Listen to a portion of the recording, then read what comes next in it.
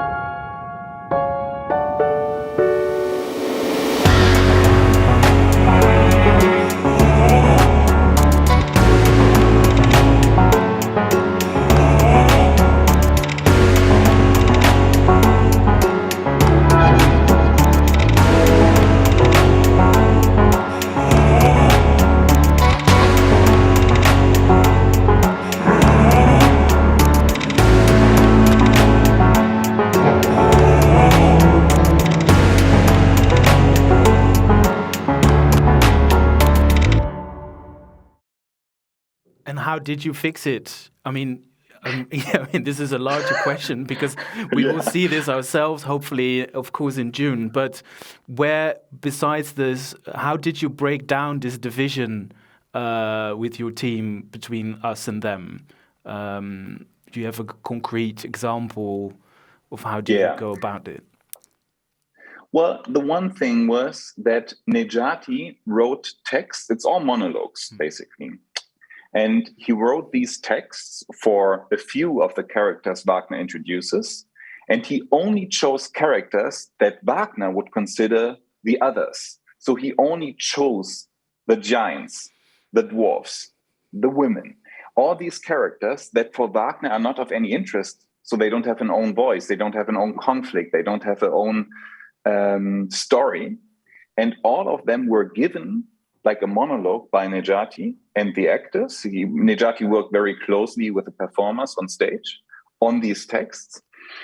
And so this is, I think, the most, or one of the two most easy to understand ways of fixing it, that we gave the voiceless a voice, or we tried to give them one. Yeah. So you can see, like every character that for Wagner is has just a function, is of not an interest besides saying he's or she is different.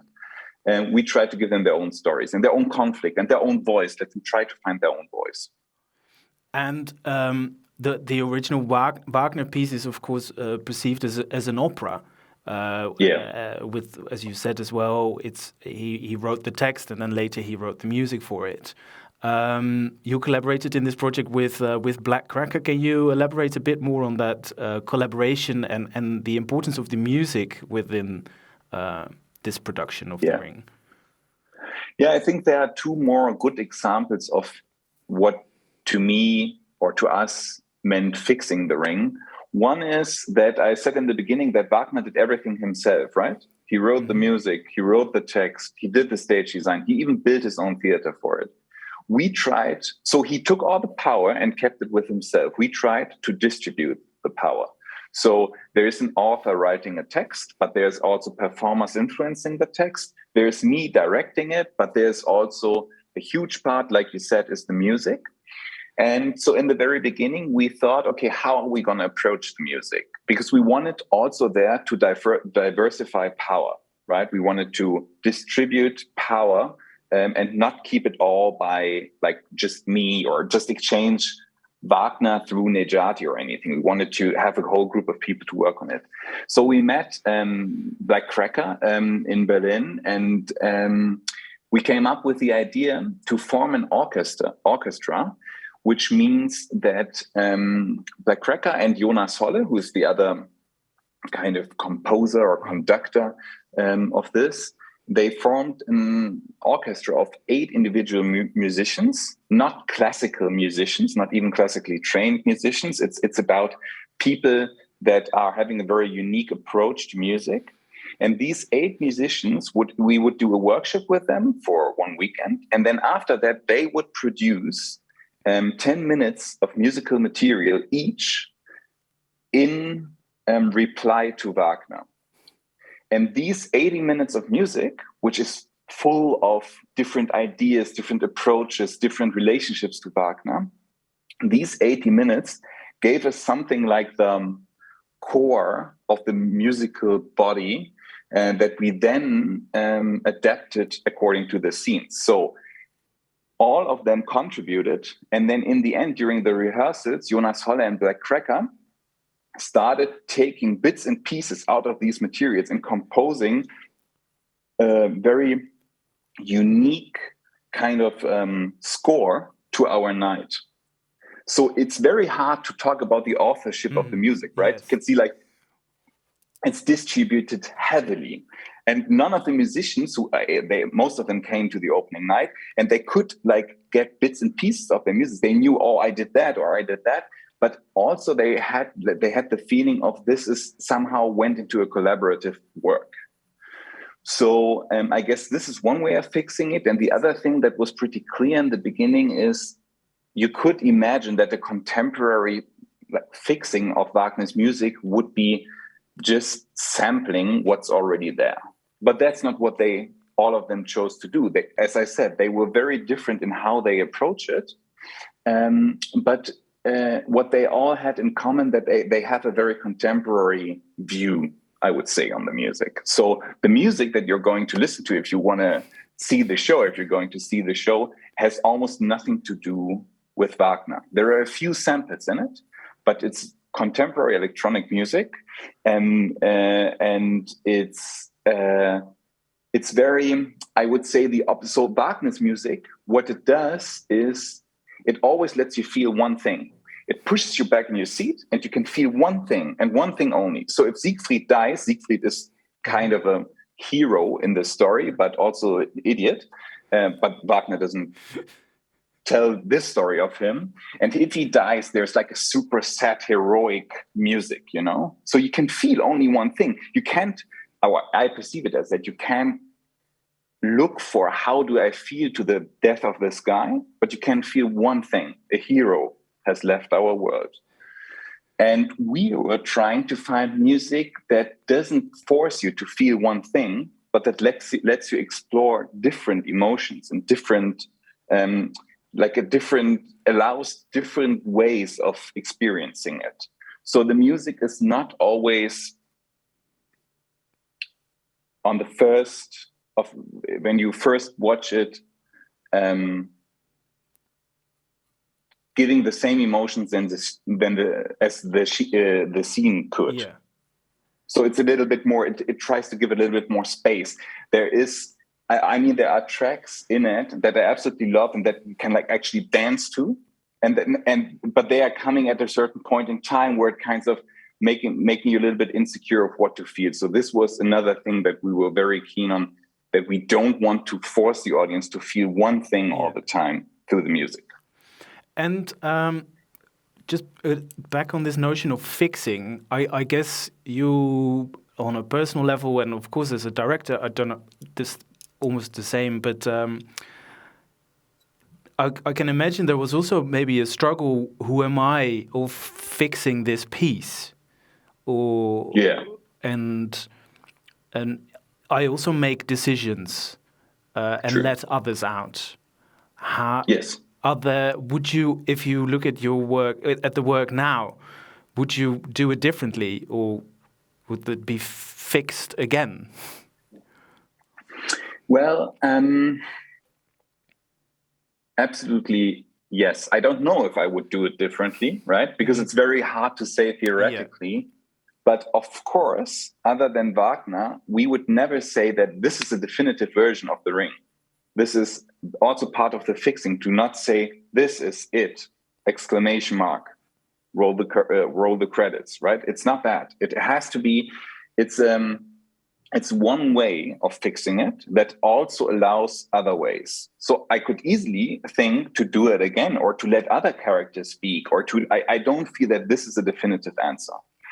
When it comes to my position, I feel that I always perceive that my position as I think it's my responsibility to allow others to influence the work. I'm not one of these directors that does one thing and tries to get better at it and takes people on that journey with him. But I really try to, I would say, open up the process to let it be influenced by others. With this, even more so, I feel usually I do a lot of the writing of what is being said on stage myself.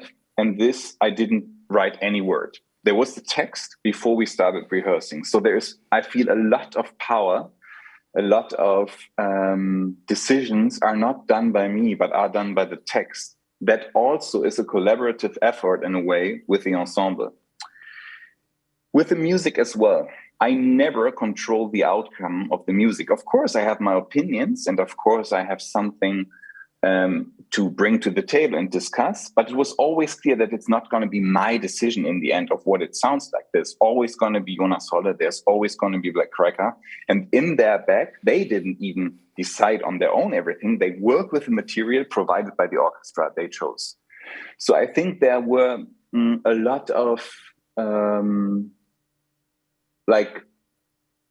I perceive my position in this show as particularly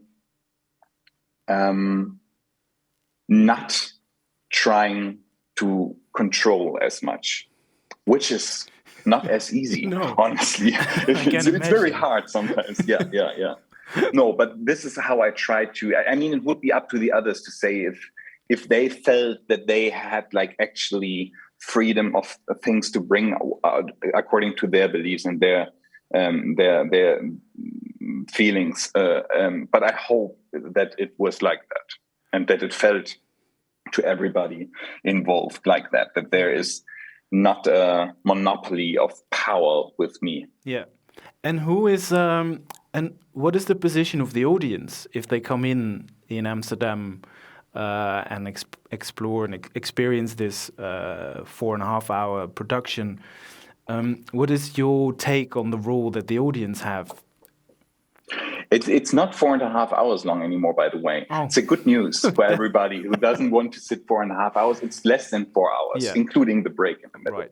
But if you would go in there, so the text addresses the audience as the Northern Gods. So the text says there are all these characters on stage that Wagner has not given them a voice. Now they get a voice and they use it to explain their positions to the Northern Gods, which makes an accusation of most of the text, because they say, you did that to us. So like very easily spoken, you could see, well, I'm getting blamed all the time. But to me, this is not true, because I'm very interested in, honestly, it's very different in every show that we're doing. And I'm super interested in how it will be in Amsterdam.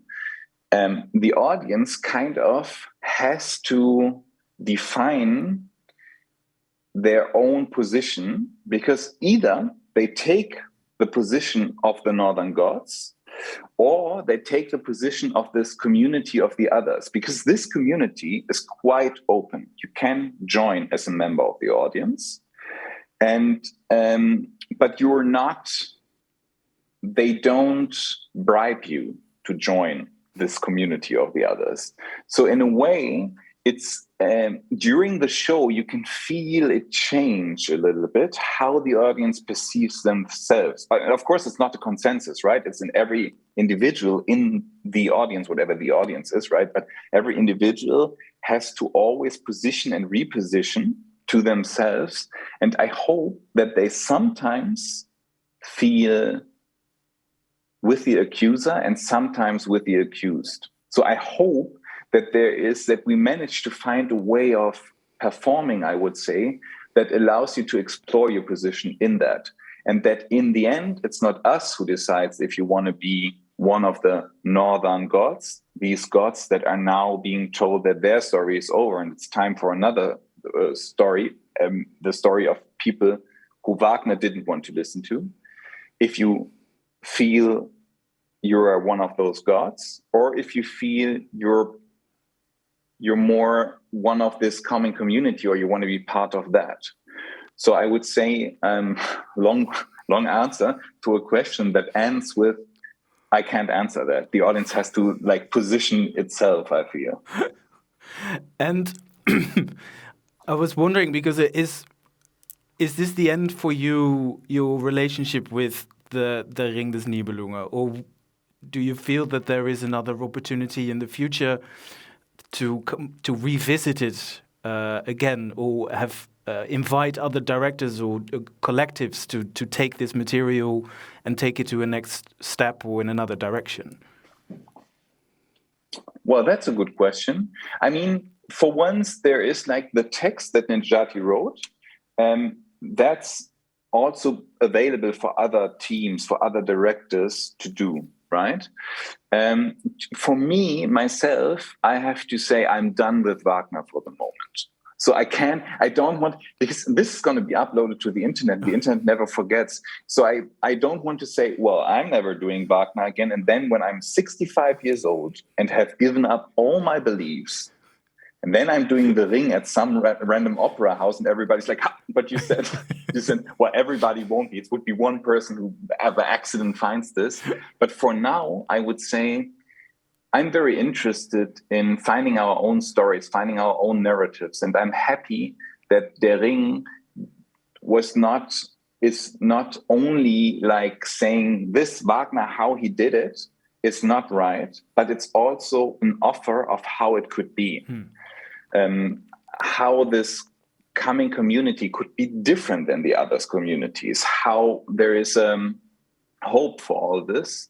And I have to say that I, at least for the moment, am looking for material that I don't have to fix in the next steps. I enjoyed this process very much, but I'm again very happy that the fixing is not only fixing something that is broken, but fixing something that is broken and finding something totally new and something that is not connected to Wagner, but very independent from it. Like the music, I feel, is very independent from Wagner.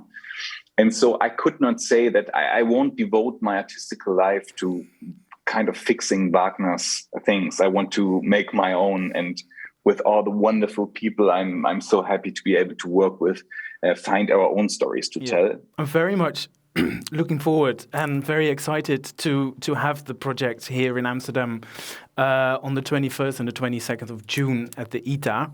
So looking forward to welcome you here in Amsterdam, and thank you for your time, Christopher, and good luck with the upcoming production opening, I think, in April, isn't it? Yeah, it's on 30th of April. It's called Breasts and Eggs, and it's going to open at Hamburger Thalia Theater. Yeah, I'll try to come. Yeah. Thanks. Oh, yeah, that would be Thank you very much for the talk. And I'm looking forward to see you and your audience in Amsterdam.